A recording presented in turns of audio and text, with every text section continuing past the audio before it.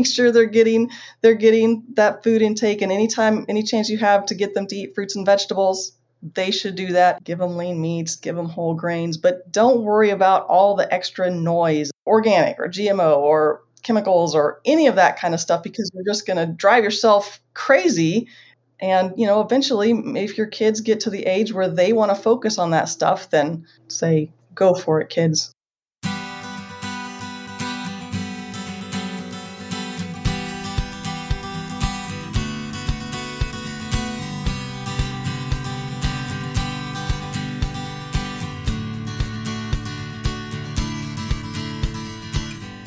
Welcome to Parent Footprint with Dr. Dan. I'm Dr. Dan. This show is about making the world a more loving, accepting, and compassionate place, one parent, one person, and one child at a time. The key to raising healthy and engaged kids is for parents to seek the same in their own lives while striving to be the best versions of themselves each day. No matter who you are or where you came from, with increased awareness, you can be purposeful about leaving a healthy footprint for your children, your family, and all those you care about, while living your life to the fullest. Today's show is completely aligned with health. It's called Kids, Active Commuting, and Long-Term Fitness with our guest, Robin DeWeese. Robin is a lecturer in the College of Health Solutions at Arizona State University. She earned her Ph.D. from ASU and is also a registered dietitian nutritionist. Her research focuses on the impact food and physical activity environments have on children's health. She's been part of the research team for the New Jersey Child Health Study for the past 10 years, studying changes to the built environment over time. Robin, welcome to the show. Thank you. Thank you for inviting me. Let's start with telling us about your path to becoming a dietitian and a nutritionist. How did you get here? Well, that's kind of an odd story, actually. I decided at some point in my life that I wanted to go back to school. I won't take you all the way back, but because I'd kind of always joked about my original career path was a high school teacher and coach, and then I did some church work after that. And then I decided, I'd always joked that, I was interested in so many things, as many people are, that I was just going to keep going back to school and just getting degrees, and doing different things. And at one point I just decided, you know what, I think I'm just going to go ahead and do that. And so I got a second bachelor's in kinesiology and then a master's in exercise and wellness. And then I thought, well, I've got the exercise part. I have to add the nutrition piece to that. And so I decided to get a Ph.D. in nutrition, and I got, as part of that, I got the Registered Dietitian Nutritionist licensing also. So that's how I got to this point. You are a scholar. You are a well-educated scholar, and I mean, the combination of fitness and nutrition, right? Seemingly they go hand in hand. Do you find in the academic world, are they separate? Nutrition, diet, fitness, how does it all go together? Well, that's an interesting question, actually, because there is more now, I would say, bringing together of various aspects of health. There's still those aspects of research where you keep things separate because you want to, try to, find the exact mechanisms of what's working and what's doing what. But there's also this recognition that, things don't happen in a vacuum, especially health. And so there's a lot more kind of awareness, I would say, of bringing together those various aspects. And yes, nutrition and physical activity are often two of those that, are kind of brought together to see what their impact synergistically would be on health. How did the interest in environment come into the work for you? Well, for me, I mean, so I, stand on the shoulders of many researchers who came before. I definitely came in after this was already recognized. But, early on when weight outcomes started rising in the population, the research kind of focused on those individual aspects that I was talking about. So, let's talk about how we can get people to eat healthier or how we can get them to exercise more or whatever. But it didn't really change any outcomes. And so researchers, I think it was back around the mid 80s or so, kind of started to think, well, maybe the environment plays a role in this, because if people aren't able to, say, access healthy food, or they don't have access to, places to be physically active, we're telling them these are the things you need to do to be healthy, but they don't necessarily have access to those things or the ability to do those. And so those researchers started looking around and saying, okay, well, let's look and see what's happening here in the built environment. And are there sidewalks? Are there bike lanes? Are there supermarkets nearby people's houses? So they started, doing more of that kind of research. And so I've continued on. I just happened to be part of a study that started in New Jersey. Some cities, a few cities in New Jersey, wanted to have some interventions in the cities. They got some funding. And so Rutgers University in New Jersey was asked to evaluate the impact on children's health of those interventions. And so we had one of my colleagues was at Rutgers, and then she came to ASU. And so I got to be part of that team. And we've been studying that since 2012. And what have you been finding? Well, we've actually found a lot of things. So, there's the active commuting to school, for example, that we're talking about today. Mm-hmm. But we've done a few different studies on that, and so one of our first cross-sectional studies about active commuting to school, we wanted to see what types of things are associated with whether or not kids do actively commute. And there's lots of different factors that can play a role. So, in this study, we surveyed households. We surveyed parents of children, and we asked them, questions about demographics and behaviors, food and physical activity behaviors.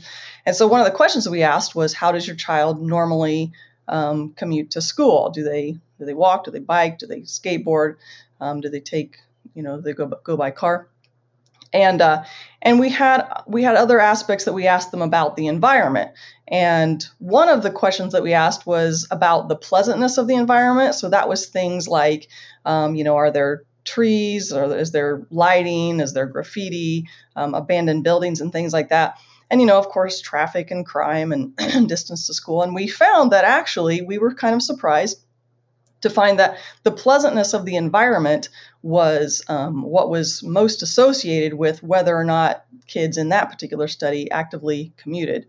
We wanted to look and see if active commuting was related to weight outcomes in kids. And we did find an association there that those who actively commuted at least a half mile to school were less likely to be overweight or obese. Now, it was a cross-sectional study, so we can't imply causality there, but it was an interesting finding anyway. Mm-hmm. And for our listeners, active commuting, we define active commuting as getting to school with your body, right? Like you could be more eloquent with it. What is the scientific definition of active? The scientific definition. It's really just, we kind of define it as walk, bicycle, or skateboard. Yeah. Or, basically you're self-powering yourself to school. So it can be anything that you're, creating, using your own energy to get there, basically. And so the desirability or the aesthetics of the environment did have an impact depending on the community, in terms of the percentage of kids that would actively commute. And is that meaning like only danger factors, or really it's aesthetics as well? In this case, it was actually aesthetics. And this isn't the only study that's found aesthetics to have an impact. But yeah, it was kind of a surprising finding.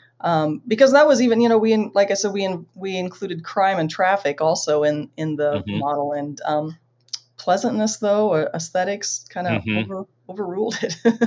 Interestingly enough. And back to something you were previously saying, in terms of the focus for so long in many aspects of the behavioral health field are on the individual. And it seems like the context is gaining more and more attention.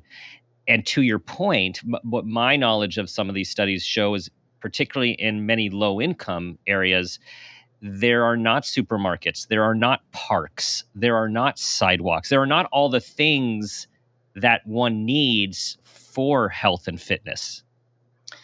Yeah, there are definitely disparities in those aspects between lower and higher income communities. And we talk about, I'm sure you've and everybody's heard of the term food desert, and even that isn't like an objective measure, because it really depends. Like, for example, I live here in Arizona in the Phoenix area, and it's a pretty spread out city. Mm-hmm. And some of the higher income communities are more spread out, and they may have supermarkets farther away from their homes, but they have access to cars, transportation. Mm-hmm. So transportation plays a big role in access to supermarkets. So it's not always just the distance to the supermarket; it's whether residents have access to transportation, and even not even necessarily just a lack of access. Sometimes they tend to have sometimes greater access to those kinds of stores that you think of with less healthy foods, like some of those smaller, we call them corner stores or mm-hmm. convenience mm-hmm. stores. Kind of depends on what area of the country you're in. Those places where they have really very ready access, but not much healthy foods in those stores. So that can be an issue too. In this most recent study on active commuting, 11%, you stated 11% of kids in the U.S. walk or ride their bike to or from school. And that's based on the National Household Travel Survey. That seems small to me. And I don't know if that trend has gotten smaller over time. It has. It's decreased. It was almost 50% in 1969. That's the earliest I've seen for that statistic. And yeah, it's definitely decreased over time. And some of that may have to do with building schools more. Schools aren't as much embedded within neighborhoods. Of course, that also depends on what city you're talking about. But there can be a tendency in some cities to want to, build bigger schools and put them more kind of on the outskirts of town, so there's greater land area, which seems like a good idea, but they can be less accessible to kids walking mm-hmm. to them. Besides the fact that, there's school choice, and kids don't necessarily, or parents don't necessarily send their kids to the school that's closest to them. So all of those things come into play there with that decrease over time. So in this study, what did you find about active commuting? What were the big take-home messages? Well, the biggest take-home message was really it has to do with our kind of overall behavior in general, because we just found that, very simply, those kids who walked, I'm just going to say walked instead of active commuted, walked at one point in time, continued that behavior at the second time point. This was a longitudinal study where we looked, at a set of kids, and then we looked a few years later. And yeah, just the likelihood of continuing that behavior over time was really high. So we think that really says a lot about starting those behaviors early in life, those healthy behaviors early in life. I believe 75% you found of kids who started active commuting or walking continued 2 to 4 years later. And conversely, very few people who hadn't been doing that at the beginning of the study took that up. So it's Right. like one of these things that if you start, there's momentum, but if you don't, you miss a pretty important window. Yeah, it kind of seems that way. And there is other research out there, just talking about behaviors and how, starting those early can cause them to continue later on. So how does something as seemingly as simple as walking to school or riding your bike or skating impact long-term fitness? What do we know about that? Well, fitness, if you're just speaking just strictly about fitness, the commute to school doesn't necessarily affect fitness levels. There is some research that possibly bicycling does, walking doesn't. It's more about making that behavior habitual so that just physical activity becomes habitual. And we know that physical activity, depending on the type that you're doing, does improve fitness. And so, if a person gets in that habit early in life, if they're going to continue that later, then that, is going to improve their fitness as they continue to exercise. In terms of cultivating this early on, what part is parents, what part is school, what part is community? How do we cultivate these healthy habits and educate about them? Yeah, it all plays a role, and as specific to active commuting, one of the things that can be done, and there's an interesting qualitative study on this, actually, on remote drop-offs. This study found, a few different schools that are doing this. Remote drop-offs would just be where, rather than parents driving up to the school or buses driving right up to the school, that a spot or spots around the school are chosen, a half mile to a mile away from the school. And those would be where the drop-off places would be for the kids. And then you could do, either walking school buses, which those are just, you get an adult and you have the group of kids and you walk in a line, and you can make school bus noises, I guess, if you want to. But they walk, so that would help with the safety, and you find good routes that are safe to get to school. But so that's just one example, and that takes really everybody, right? Because you need to have parent buy-in to, and you have to educate them and explain, hey, here's what we're going to do. This is going to alleviate traffic congestion and your irritation with standing in those parent pickup lines, But it's also going to give your kids an opportunity to have that physical activity.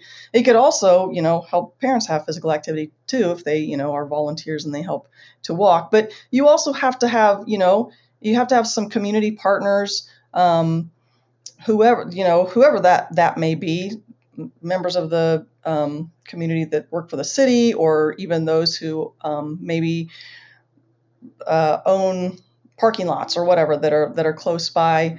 And then, of course, the school administrators and people themselves to either get the word out or just kind of, be on board. But you want to spread it out, because you don't want to put all of this on, we already expect teachers and school administrators to do so many things. And so we don't want to, be adding just another thing to them. So we do want this to be like a community effort, and kind of to realize that this is the health we're talking about, the future health of our communities, because these are the kids that are going to grow up, and this is just one way to improve their health, to improve even their cognition in school, and it could have a really big impact. But also just making sure that the area around schools is safe. So, traffic patterns and crosswalks and crossing guards, and just all of that kind of stuff. So it takes a variety of, different people to make this stuff happen. And I should mention here, Safe Routes to School is an organization that does a lot of work in this area, and they do a great job. It's like most things, it's multifaceted, right? Multiple stakeholders. And I'm just always, I don't know if impressed is the right word, just reminded about the important function of city planning. Right. And it's like, we don't think about it. Well, most people don't think about it that way. And I recall one of my favorite classes in my undergraduate was environmental psychology in the 80s. And I thought it was so fascinating how we're looking at studies where hospital rooms had regular lights or lights of clouds, or, plants in them, or how water features made an impact in different communities. And so much of our health is a feedback loop with the environment that we're living in. Yeah, it really is. It's crazy. You never, I would have never, before thinking through these things, I wouldn't have thought of city planners as having anything to do with health at all. But you're right, they play a huge role. And, I would almost say they play almost as large a role as, some health practitioners. And it's unfortunate that when we got started with our cities, that so many of them are so car centric. I mean, I know there are cities that are better, but again, being from Phoenix, it's just this hugely spread out city, and it's very car centric, and you kind of feel like you're taking your life in your hands when you ride your bike. So it's, I'm always impressed with city planners who kind of like retroactively or sort of retrofit the cities that have been, focused on cars so much, and they can do their magic and turn a regular street into a complete street and things like that. So we need those kind of city planners that are interested in creating healthy communities. Absolutely. So distilling this research into one of these most important parts, just to reiterate, is if we can make walking or being actively commuting to school a regular part of the week, once, twice, a couple days a week at a young age, it is a physical activity habit that sticks and has long-term positive ramifications. And conversely, kids who don't, for a variety of reasons, we just don't know where that's going to go. I mean, a lot of these other kids could be in sports. They could be at boys and girls clubs and at the Y, but there's no guarantee for this substitution. Yeah, I mean, I do want to emphasize this is just one area of the country, and yeah, we did only look at. We didn't include things like, are you involved in after school activities or those kinds of things. So we can't make any definitive conclusions, but we do know that any kind of activity, any kind of safe activity is healthy. And so just every chance, I don't know, I would just say that every chance we get to make that more possible for kids, we should take that chance, every chance we get. And I imagine, again, you living in a warmer climate. I know there's studies out of Rutgers where it's those surrounding areas are colder. I'm guessing you've got to be dealing with weather and climate in some of these places that have several months of very cold weather, and ways to work around that. Yeah, I mean, I would say both. I would say both the heat and the cold. Those are always interesting things to deal with. It was interesting in our study. Sometimes we kind of control for the month that the survey is given to look at how weather impacts it. But it is interesting that with human behavior. So we have, there's this saying, we want to make the healthy choice the easy choice. And sometimes I change that to not the healthy choice, not necessarily the easy choice, but almost the brainless choice. It's more about, you don't have to think about it. You just do it. And so I would say that's where that comes into play with kind of that, walking and weather thing, that if you are in the habit of doing this, that it's just a thing that you do. You don't even think about it. You just do it. And, if you live in a cold climate, it's like, okay, well, I have to put on a thicker coat.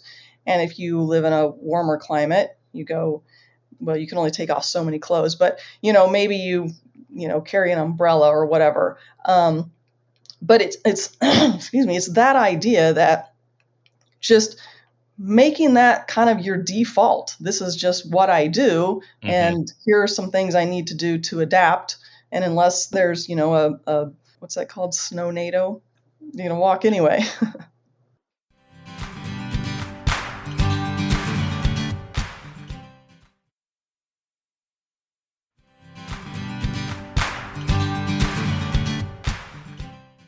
Were there any surprising findings or unexpected findings? Actually, yes. In this particular study, I mean, because in general, we tend to see that those who are not who didn't grow up in the U.S. tend to actively commute more. In this particular study, we found the opposite. But that it could have been for a variety of reasons. It was somewhat surprising, but one of the things that's not super surprising has to do with age, and there's kind of a happy point sort of for commuting in certain ages, because once kids get to that over about 16 or so where they have access to cars, it becomes a little less cool maybe to walk. So age does play a role in this, and if kids are really young, then parents are a little more hesitant to have them walk on their own. Yeah, this reminds me of one of our kids just got back from traveling overseas, and they were walking 12, let's say average 12 miles a day, and loved it. And she came home and she said, I just realized we live so close to town.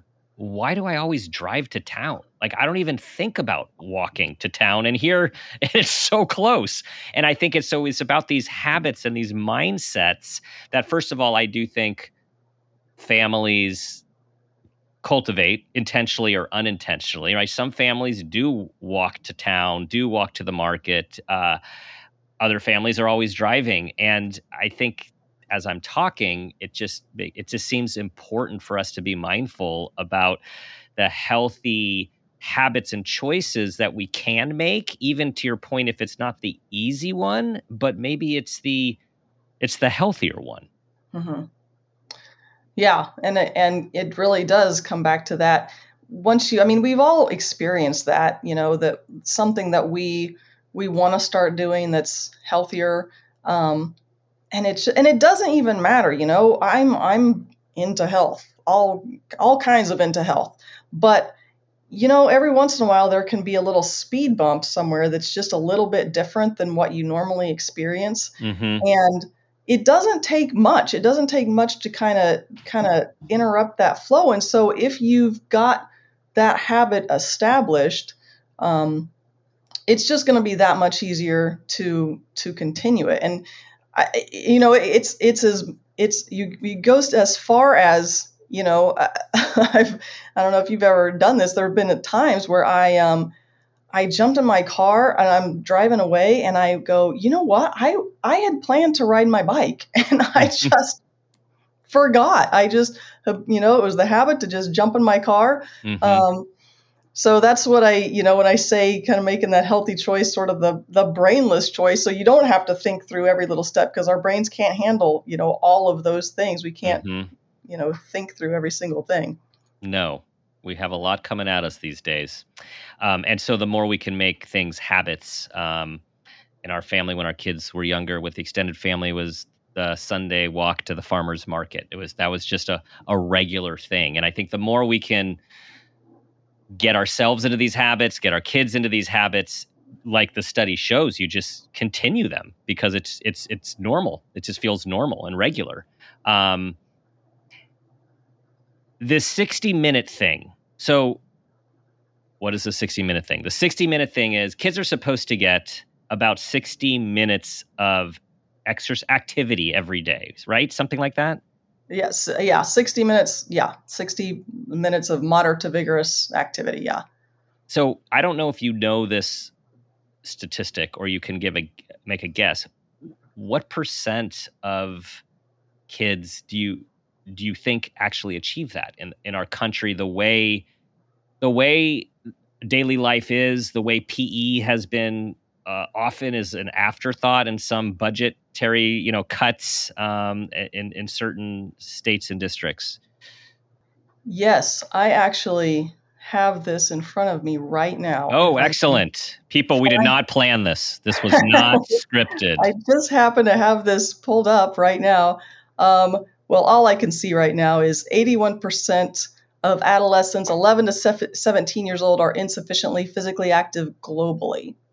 So that's just one particular stat. So that's a pretty low amount of kids who are getting sufficient physical activity. So it's not very high. Mm-hmm. And you're right. There's lots of different factors that go into physical activity or physical education. I mean, did get cut in a lot of schools and even recess for a while there. And I think we're starting to kind of realize and understand the role that those things play in education. And so lots of schools have added those back in and actually made them requirements. But I think we can still, I just think there does need to be a recognition that physical activity isn't just an extra thing. It's not just a thing that you can do it or you cannot do it, especially with, kids that are school age kids. And, that used to be and probably still is in some places, removing recess as a punishment, or you didn't get your work done, you have to stay inside, can't go out to recess. But I think that thankfully there is some recognition that, if you take those opportunities to be active from kids, there's going to be, more issues in the classroom, even if it's just with cognition, but, behavior issues. And so we definitely don't want to take activity away from kids, and we want to encourage that whenever that's appropriate. I'm thinking back about, I don't know, maybe 15 years. Dr. John Rady, Spark, I believe he wrote the book Spark. Are you familiar with that piece of work? So I might be butchering this a little bit, but basically it was his research and study of how exercise impacted all the aspects of cognition, of health, of behavior, mental health, and to the point that schools that were adopting this program were showing incredible rises in test scores, in attendance, in increase in mental health and reduction of all the negative stuff, all because of increased exercise as part of the school curriculum. So just to echo what you're saying. Yeah, that's an interesting. I haven't specifically looked at those kind of cognitive studies that look at, those kind of grade results and things. But yeah, it's that's an impressive result. So this research? So give us a little more of what you're finding with your research group and some of the other studies you're doing as it relates to health and wellness. Yeah, so I'll tell you a little. I'm not sure how well I explained the study itself, but we just we do household surveys where it's only households that have children, and we talk to a parent and we ask them questions about themselves and their children. And so we have all this data that stretches from 2012 through it's still going actually. And we do some research in the schools close by too, or in the cities also. So we've got research where we look at the effect of the food environment, and we found some effects of convenience stores close by households being associated with higher risks of overweight and obesity. We actually just did a study that where we looked. It was another active commuting study where we were looking at how the food environment affects weight outcomes, and we found that if some of those convenience stores are near where kids live, that even if they actively commute, then that's going to be negatively associated with their weight outcomes. Let's see, what else have we done? We've done a lot of them, a lot of studies. Let me clarify something you just said there. So even if someone is actively commuting, doing the regular walking, biking to school, if there is a convenience store or a number of convenience stores close by in the community, it can negate the positive impact of the active commuting? Yeah, Mm-hmm. exactly. Okay. So yeah, we just found that only with the kids who actually did actively commute, we didn't find a negative effect of not actively commuting, if that makes sense. Yep. Yeah. So let's break this down. Like, so what should parents be thinking about when it comes to, well, this other whole world that you live in, nutrition? Like, what should, in this very fast-paced world with GMOs and fast food and conversely organic foods, and there's vegan and there's vegetarian and there's all these things that are out there as possibilities. If we were going to make it brainless, like you say, like, how do we make this simple for parents and what to think about for fostering health? Well, the first thing I would say is to not get nutrition or health advice from Instagram influencers. There is just so much information just coming from all over the place on social media. And so I would say just shut that off. Don't look at that, because there's so many parents. I mean, I'm not a parent, but I've heard enough parents, and I have parents, as most people do. Parents already experience plenty of guilt. They always think that what they're doing is wrong. They're going to ruin their kids. So the first thing I would say is just stop listening to all of the outside noise and find somebody who you know to be an expert in a certain area, say nutrition. Find out what their credentials are, find out what they've studied and how long they've studied it. And, if they just, got an online certificate, or if they actually, went through a real program. And pay attention to them. And then, it's just in an active, healthy child that's, doesn't have disorders or diseases. There are some conditions that are a little bit different than what I'm going to say, but in just a disease-free child, just simplify it and don't overthink it, and don't think that you have to have all of the latest fad, put your kid on a fad diet or anything like that. Just make sure they're eating, make sure they're getting that food intake, and any chance you have to get them to eat fruits and vegetables, they should do that. If you have to hide those, that's fantastic. Give them lean meats, give them whole grains, but don't worry about all the extra noise of all of the, organic or GMO or chemicals or any of that kind of stuff, because you're just going to drive yourself crazy. And, eventually, if your kids get to the age where they want to focus on that stuff, then say, go for it, kids. So, Robin, so you're saying just keep it simple. Like, keep it simple. Like, go back to the basics. Don't overthink it. Yeah, absolutely. It's almost dangerous to say that online now, because you get all those people that want to complicate it, and they will argue with you vehemently that that's terrible and you shouldn't be saying this or promoting this. But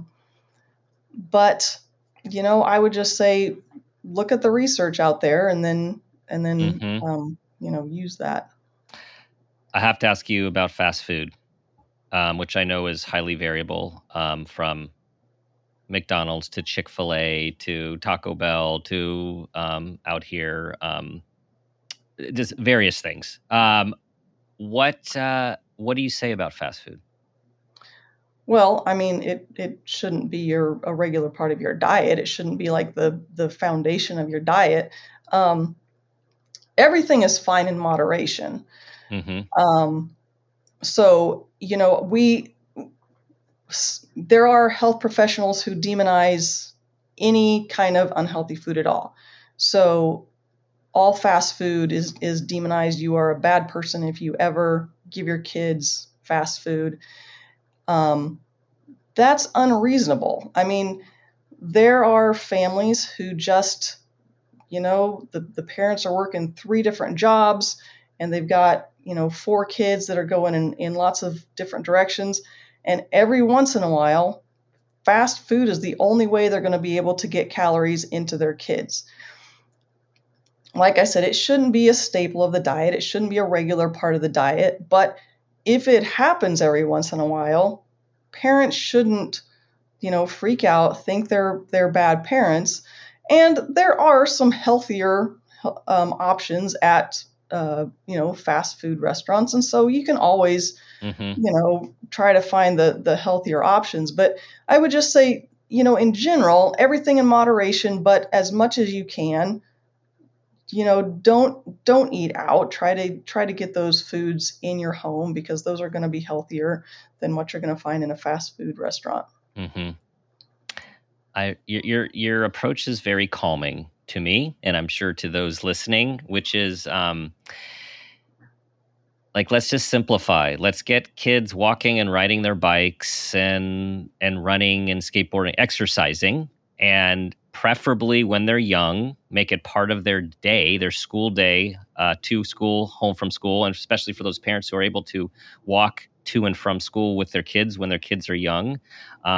I'm having a flashback of walking to elementary school a few days a week, not every day.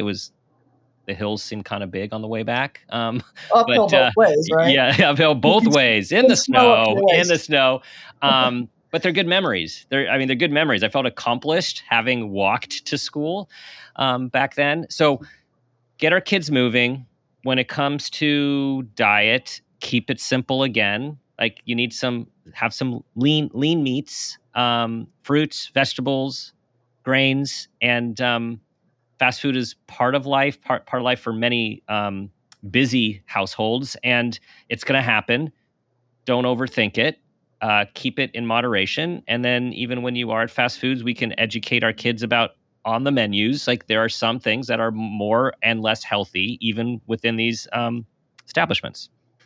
Yeah, and I think that's actually an important point that you made at the end, that it is important because kids live in society, and so they're going to be exposed to that stuff. And if they don't know how to handle it, maybe they go to McDonald's after a game, and they've never even been to a fast food place, then they're not going to have any idea how to handle that situation. They're not going to know that maybe you should look on the menu for some things that might be a little bit healthier, or maybe not get, the ginormous fries or whatever. But I think there can be some teaching opportunities from that, as long as you're not, overdoing it. Right. And how important it is for parents to educate their kids rather than control, right? Because if we control without teaching, we're not cultivating any habits with certain types of thinking, right? So I think a lot of times it's like, no, you can't have that. You're going to have this. That's not good for you. We're going to do this. And again, that comes from a really good intention. But when we think about our kids growing up to be consumers of everything, consumers of media, consumers of advertisement, consumers of food, we really want to explain to them the choices that are out there. Yeah, I mean, I would agree with that. And I would say that you can listen to me because I'm the perfect parent, because I've never ruined any children since I don't have any.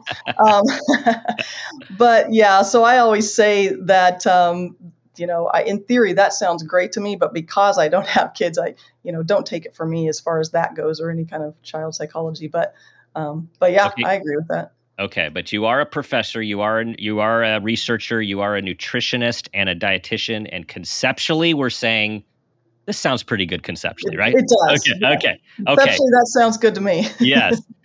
Okay. So speaking of parenting and not parenting, we still have the parent footprint moment question, because the wonderful thing about this question is one does not have to be a parent to answer it, to give us your wisdom. So here we go. Tell us about a time that you became aware of yourself as an individual or having an awareness of your own parents.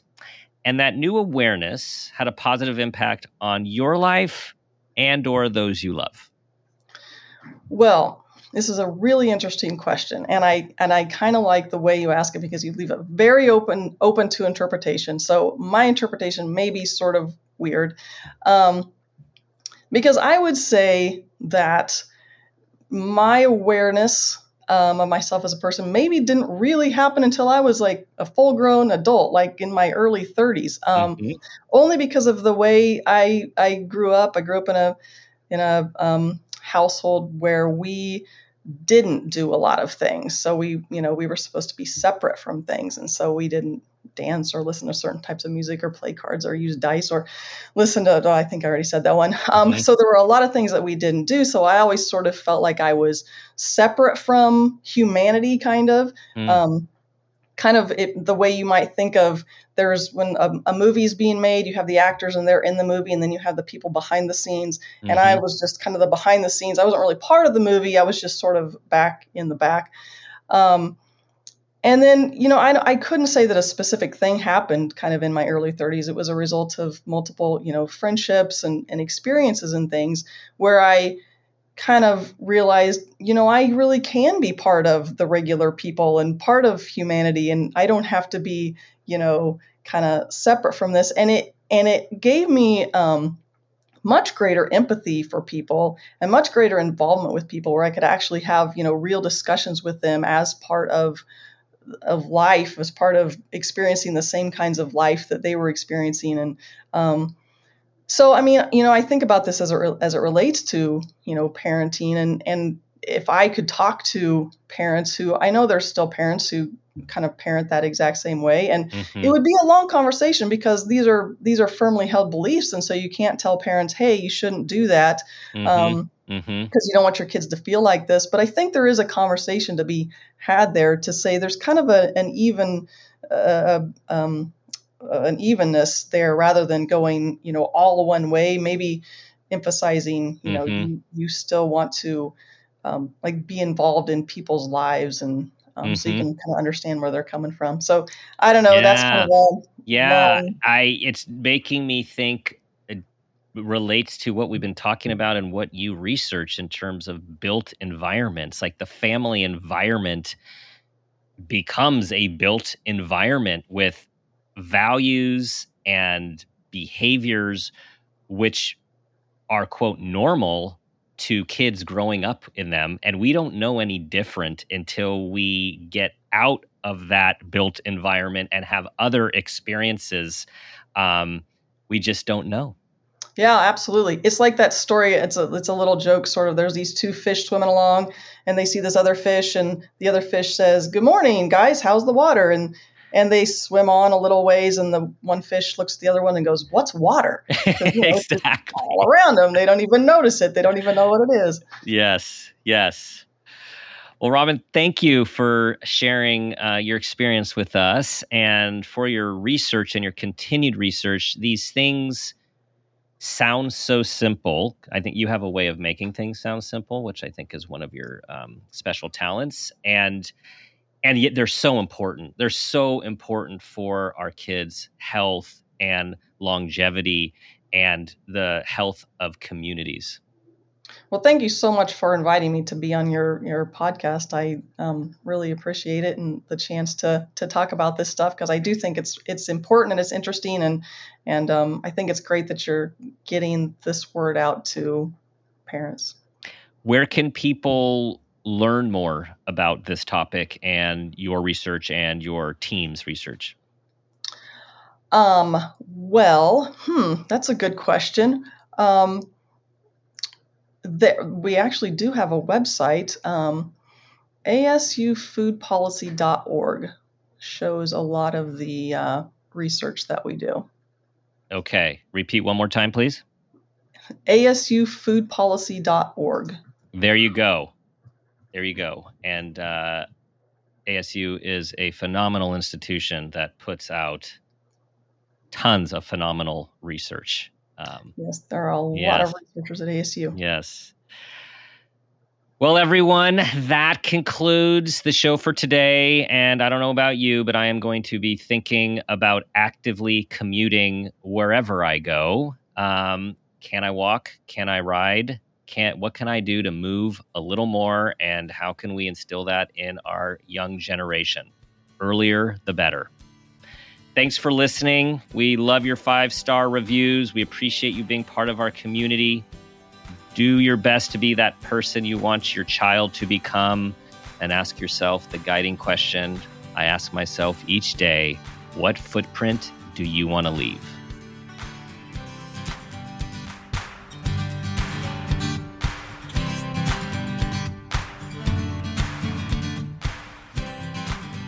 This has been a Peters and Rossi production.